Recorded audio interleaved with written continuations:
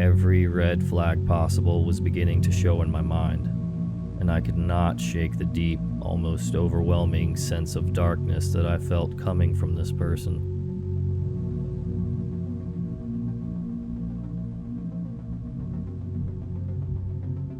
Good evening, everyone. Before we begin our story, I wanted to remind you that if you would like to support the podcast, liking, commenting, and sharing is a big help. My goal this summer is to make it to 100 subscribers. Also, don't forget to follow me on the social media links below. Thank you, and welcome to another episode of Nightmare Society.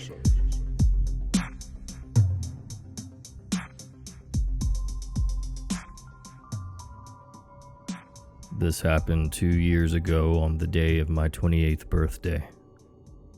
I was working at a small, double-sided, drive-through only coffee stand about 30 minutes outside of Seattle. I'd been working there for about a year at this point and was always scheduled to work the closing shift during the week and the opening shift on the weekends. In the 7 years I had worked there as a barista, at this point I had never been confronted with a situation that challenged my feeling of security while working alone. And despite having heard numerous stories over the years of other baristas in the area who had suffered violent or dangerous interactions with some of their customers, I considered myself fortunate not to have to place myself among them. Unfortunately, on this day, that would change. Thursday, November 7th, 6:45 p.m. I was preparing to close the stand at 7 p.m. as usual. It was very rare that I would have customers come through the stand past 6:30, and because of this, I felt myself jump slightly when I looked up from the espresso machine I was cleaning to see a man standing behind the glass of the closed window beside me. Adding to my alarm was the fact he made no noise whatsoever as he approached the stand, and made no attempt to grab my attention once he got there. Instead, he stood behind the window in complete silence, his mouth awkwardly fixed into an unnatural-looking smile. At first, I wasn't even sure he was a customer at all, considering the idea he may be a part of the large group of transients and homeless that were known at that time to reside in the area, and who occasionally came up to the stand to ask for free coffee or water. For safety reasons, I typically refrain from serving walk-up customers after dusk, but because he now knew I had seen him, the rules of customer service required I at least acknowledge the fact he was there. He introduced himself as Ivan. He was around my age, seemed reasonably well kept in the sense of his clothing, and overall appearance looked pretty clean. And despite a slight Eastern European accent, his English was very good. His eyes, however, were utterly unnerving. His gaze made my stomach feel uneasy. Immediately, my intuition was alerting me that something about this individual was very wrong. Every red flag possible was beginning to show in my mind, and I could not shake the deep, almost overwhelming sense of darkness that I felt coming from this person. There was an evil in him that I couldn't ignore, though I would soon find out exactly why I was feeling this way. After greeting him as politely as I could manage, despite my growing hesitations, I began preparing my machine to make him a drink. However, he didn't seem to know what he wanted to order, and I asked him twice what I could get started for him before I silently recognized the fact he was very likely not here for the coffee. Eventually, he abandoned ordering altogether and instead directed our interaction towards small talk. He asked me where I was from, how long I'd been working at this stand, etc. I answered each of these questions with short, abrupt answers, hoping my tone and clear lack of engagement would convey the fact I wasn't interested in continuing any further conversation, since he was not a paying customer and because I was about to close. After a long pause, he asks slowly, "So, do you have a boyfriend?" Annoyed, I replied curtly, "No." At this point, I was completely ready to end our interaction, so I told him that I needed to finish closing up so that I could go home. Upon hearing this, he walked away from the window he'd been standing at, mentioning in his dissent that he is looking forward to seeing me again very soon. A minute or so passes and he was out of sight. Yet my gut told me that he was not, however, very far away at all. I could feel his dark energy nearby, and I knew he was watching me from somewhere beyond my line of vision.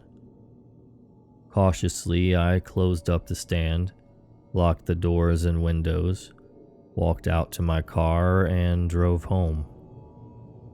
By the following day, I had all but forgotten the encounter I'd had with that guy and went to work as usual. 7 p.m. rolls around, and once again, I am just about to end my shift and close the stand. I'm nearly finished closing out the register when a brief moment of movement catches my eye from outside the window on the opposite side of the stand. I turn my head toward the area in question, and there, in full view of both me and the security cameras, stood the guy from yesterday. My stomach sank quicker than I knew previously to be possible, and I was immediately very aware of how cold it was inside that stand. He smiled at me with a predatory-like grin, waved, and then proceeded to pull open the closed window in front of him, instead of waiting for me to cross the small distance within the stand that stood between us and open it for him, as I usually would. And although he did not present himself aggressively, there was something incredibly threatening about his choosing to do that. It left me feeling helplessly, hopelessly unsafe in that moment, and that was not a feeling I was familiar with or, as I learned, particularly fond of. Once I was finally able to bring myself back into a present state of mind again, I cleared my throat and told him as firmly as possible that I was off the clock and wouldn't be able to make anything for him as my machine was already cleaned and the register was already closed out for the day. His smile widened further as he replied, "It's okay. I didn't come for the coffee. I came for you." Upon hearing this, I noticed a shift in the energy building between us. The fear I'd previously been overcome with now made a sudden and jolting transition into a redlining level of irritation. "I don't care what you came for," I told him as sternly as I could manage. "It's going to have to wait until tomorrow because I am fucking closed." At this, he chuckled a bit before finally raising both hands in an indication of surrender, saying, all right, fair enough." His smile disappeared. His eyes became even more focused on me. His gaze intensified. "Then I will see you tomorrow," he said in a way that felt less like a statement and more like a threat. I swallowed hard, and once he was out of view, I rushed to the window and slammed it shut, throwing the lock into place. Again, despite not being able to visibly confirm his presence nearby, I knew that he was there, and I could feel his eyes fixated upon me. I left the stand quickly and got into my car to drive home. This time, however, he remained heavily on my mind for the rest of the night, robbing me entirely of any sleep at all. The following morning was a Saturday, so my usual schedule, I got up insanely early to work at the 5 a.m. opening shift. I arrived at the stand at 10 minutes to 5, and for the first few hours of my shift, everything was as it would normally be. 8:30 rolls around, and now it's finally no longer freezing and dark outside, as the November mornings here tend to be. The sun had broken through the clouds and was steadily burning them off. As I was admiring the weather outside the window of the stand, I noticed a familiar truck approaching. As it neared closer, I recognized it as my ex-boyfriend, Jonathan. I found this exceptionally odd, as he and I were not currently on very friendly terms due to his cheating that ended our relationship about 6 months earlier. He pulled up slowly to the ledge of the open window I was occupying, and I asked him skeptically what he was doing here. I'm sure I'm probably not someone you were wanting to see today, I know, but I just wanted to come by and wish you a happy birthday and see how you're doing. Just as I was about to thank him for the birthday wishes and inform him that no, indeed he isn't someone I'd wanted to see that day, I was still pretty hurt from his cheating. I noticed someone about 100 yards away, approaching the stand on foot. It was Ivan. I whispered quickly to Jonathan that I needed him to stay there with me, even if another customer pulls in for service behind him, until the guy who just walked up is gone. I could tell he was able to register the fear in my eyes, and he agreed immediately to stay. I brought as much focus into my demeanor as I could manage at that time and turned to face the window on the opposite side of the stand. Just as Ivan approached it, I walked slowly over to him and noticed right away that he'd been crying. His eyes were bloodshot and a few tears dripped slowly down his cheeks. Disregarding his obvious emotional state, I informed him that he needed to leave, as I was not going to serve him. Before my statement reached its conclusion, however, he cut my words off abruptly. "I don't need this anymore. You can have it." As he said this, he threw what I later came to recognize as his Russian passport into the stand through the open window. I picked it up, puzzled, and with a mix of both caution and disinterest, I asked him why he would no longer be needing it. "I just won't." I allowed his words to hang heavily between us while I attempted to make sense in my mind of what a gesture like this meant, if anything at all, before I felt a strong bite of dread inside my chest. The fear crept slowly into my throat before finally escaping past my lips in an audible gasp, bringing Ivan the confirmation he'd been hoping for that I understood what was about to happen here.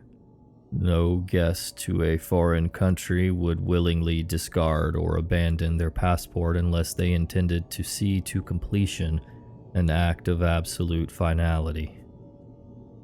In an effort to sever the non-verbal conversation taking place within the locked gaze Ivan and I currently had on one another, I glanced over my shoulder at Jonathan, who now had a "what the fuck is going on" look on his face. In an instant, he recognized the desperate pleading fear in my eyes. This caused his own expression to quickly change to one of panicked urgency as he attempted to understand what had just taken place between this stranger and myself. As I turned back to Ivan, I noticed immediately that his crying had stopped.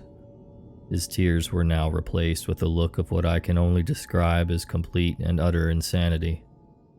This is the point where the dynamics of our interaction shifted indefinitely. "God came to me last night in my dreams," he began slowly. "He told me you will be my wife.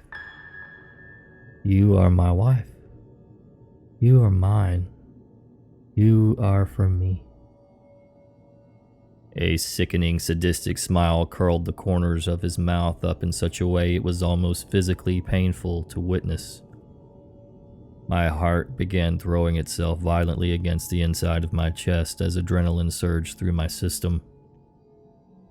"You are my wife," he stated again. "You are my wife, and now you will come with me right now." At this, he planted his hands firmly onto the ledge of the window that stood before him and began to lift himself onto it. Realizing now that he was attempting to crawl through the window and into the stand, I practically threw myself across the small distance between he and I and quickly slammed the window shut. He pushed his weight back down off the ledge, paused, and then proceeded to give me a look that made me truly understand the meaning of having one's blood run cold. I felt the inside of me begin to quiver in a way I've never felt before, an anxious vibration that was working its way through my entire body. This was not over yet. I understood this. At this, Ivan offered me a quick wink and began to move with obvious purpose towards the back of the stand. Soon I could hear a faint but distinguished of buttons being punched onto the electronic keypad that secured the lock on the back door. Ivan was trying to get through the only actual entrance into the stand. In my mind, I knew there was no way he would ever manage to guess the 4-number code and dismissed any arising concern that he would manage to gain entry. "Not going to be that easy," I said under my breath, though I was unsure if I truly believed that. A sudden realization that I'd spoken far too soon arrived like a dead weight thrown directly at my gut. The dread that followed what I heard next is something I will never forget. It slammed itself violently into my present state of mind, and with so much force I almost fell back a few steps.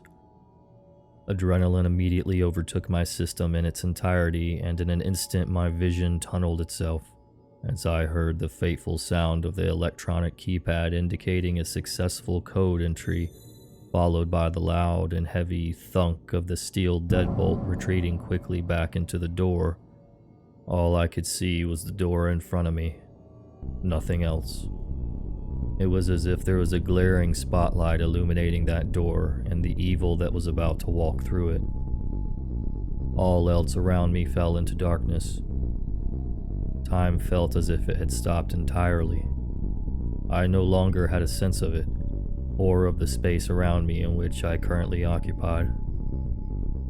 As the door began to slowly push open from the outside, I could hear an almost deafening scream resonate powerfully through the walls of the stand, expelled solely by a force of fear. As I stood there completely paralyzed, I bore witness to the largest knife I've ever seen enter through the opening door first, followed by Ivan's firmly gripped hand around it. It was only then that I realized the scream I was hearing was my own. As Ivan passed the remainder of his body through the opening of the back door and into the stand, my scream suddenly silenced itself. Before I continue any further, let me just say that until you personally experience a situation that demands you to access your fight or flight response, you have no idea what that response is going to ultimately be. The type of fear that's required to trigger this defense mechanism in the first place is more than most people ever realize. How you will react to it will be involuntary. In this moment, I recognize the simple fact that regardless of whatever it is this guy has planned for me here today, I intended to survive it. And not simply just survive, but I intended to execute a lesson this guy clearly needed to learn. Never underestimate someone's capability to persevere, or the fight that drives them. Remembering at this point that Jonathan was still in his truck on the other side of the stand, I ran to the window and screamed desperately through the now closed and locked panel of glass. "Jonathan, he's got a fucking knife!" Jonathan's eyes grew huge and he threw open the driver's side door and flew from his truck towards the back of the building. Then, in the furthest corner of my vision, I caught sight of a dark, looming presence enter into the space of the small interior of the stand.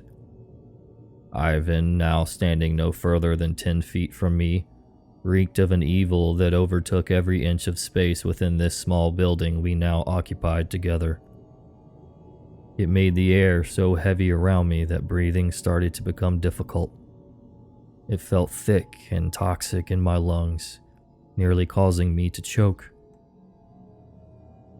As my struggle to breathe increased, Ivan began to close the few feet of space between us by taking slow, taunting steps in my direction. His knife was gripped firmly in his hand, which rested at his side, but the look he had on his face in this moment was so intense that it felt as if it were made of its own blade. He used his eyes to cut into me deeply over and over again, and spoke softly through the visual violence. "You are my wife. You are my wife. You are my..." Ivan ultimately only managed to take a total of 3 steps toward me before I saw an arm being thrown around his neck from behind. As I stood there in a state of paralysis due to fear, I watched as Jonathan pulled Ivan back by the neck with so much force his feet flew out from beneath him. Suddenly, both Ivan and Jonathan were on the ground outside the door, with Jonathan securing Ivan in a headlock that proved nearly impossible to break away from. Jonathan yelled strict instructions to Ivan to not move, not a single muscle, or he would choke the fucking life out of him. Surprisingly, Ivan remained completely still, never once making any signs of resistance. Jonathan kicked the knife away from Ivan's reach and told me to pick it up, secure it, and call the cops. It would feel like hours before the cops arrived, thanks to the massive amount of adrenaline still in my system, though in reality it was really only a few minutes. Soon the entire area was completely overtaken by more law enforcement than I had ever witnessed respond to a single call before. Having moved very little from the place I initially stood since calling 911, I watched as at least 6 cops descended on Ivan at once, relieving the grip Jonathan had around his neck and forcibly, more than necessary to my silent pleasure, detaining him and carrying him practically hog-tied into a waiting cruiser. Apparently, while speaking with the cops after being securely restrained and unable to flee, Ivan insisted continually that I was his wife. God had told him, after all, that I was intended for him. I belonged to him, God said. He was simply there that morning to collect that which he had been promised. "You are my wife." Truly terrifying. I would like to offer my greatest thanks to Brina for being the first person to reach out to me with her story via email. Thank you, Brina. So glad that you made it out safe. To the rest of you who may have an encounter that you would like to submit, I would love to read it. Send it to NightmareSocietyRadio@gmail.com. You can also find me on social media. My Instagram handle is NightmareSocietyRadio, and my Twitter handle is Society_Radio. Thanks so much for listening. Until next time, stay safe.